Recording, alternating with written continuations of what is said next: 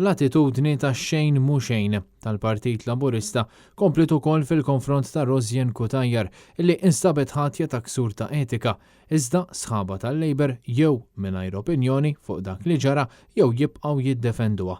Dan ħareġ fid-der meta staqsejna lill-Ministru Edward Zammit Lewis.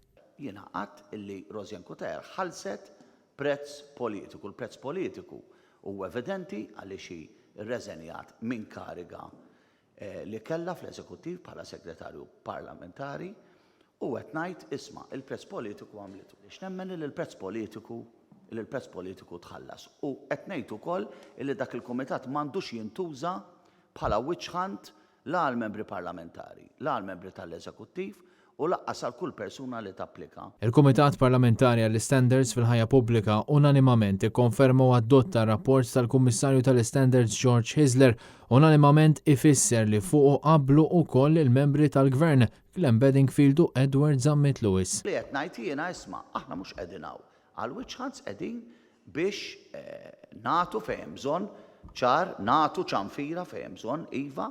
We up the game. Għanna mmorru lem, nemmen li għanna mmorru lem, pero l-appell tiegħi kien. Isma' ejja nibatu sinjal ta' serjetà, però min-naħa l-oħra. Aħna mhux qegħdin hawn u ma naħseb illi ħadd membru f'dak il-kumitat nittama qiegħed hemm biex jagħmel xi witch hunt kontra xi membru parlamentari. Il-Kumitat ikkonferma li d-deputat Laburista Rosjen Kutajer kisret il-kodiċi ta' etika meta ma ddikjarax donazzjoni ta' 9,000 euro li rċivit mingħand Jorgen Fenech wara dil ta' proprjetà fl-Imdina.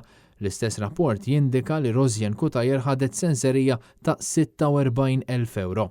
Fir-rapport tiegħu il-Kummissarju Hisler qal li Kutajer għandha tkun investigata mid-Dipartiment tat-Taxxi. Min-naħa l-oħra, il-Kummissarju tat-Taxxa Marvin Gerti qal li d-Dipartiment ma joqgħodx jistenna rapporti uffiċjali u jinvestiga rapporti li jkun hemm fil-midja u sostna li qed isiru l-investigazzjonijiet fuq Rosjen Kutajer iżda ma setax jitkellem dwar dettalji minħabba konfidenzjalità. Dwar dan kollu ħadna wkoll il-kummenti tal-Ministru Ian Borg. Taħseb li għandha tibqa' membru parlamentari wara din il-konferma? Naħseb illi Rosjen Kutajer u tmexxija tal-partit kienu diversi l-statements li saru u m'għandi xejn iżjed xi nżid ma' dak li ntqal. L-Speaker Angelo Farrugia qal li mill-verifiki li għamel irriżulta li fl-2020 Rosjen Kutajer kienet segretarju parlamentari u għalhekk hemm il-kodiċi ta' etika li tispeċifika li kull donazzjoni ma tistax tkun aċċettata. Il-liġi tgħid li ħadd m'għandu jaċċetta regali jew donazzjonijiet li jistgħu jpoġġuh taħt xi pressjoni u f'każ ta' dubju għandhom jikkonsultaw mal-Prim Ministru. L-Speaker ivverbalizza li l-Kumitat qed jadotta r-rapport tal-Kummissarju Hisler fil-konfront ta' Rosjen Kutajer u kompla li meta l-Kumitat isib ksur ta' kodiċi ta' etika jista' jieħu l-passi wara li Rosjen Kutajer titressa quddiem il-Kumitat. F'dan il-Kumitat, il-Partit Nazzjonalista u rappreżentat minn Carol Aquilina u Teris Komodini Kakija.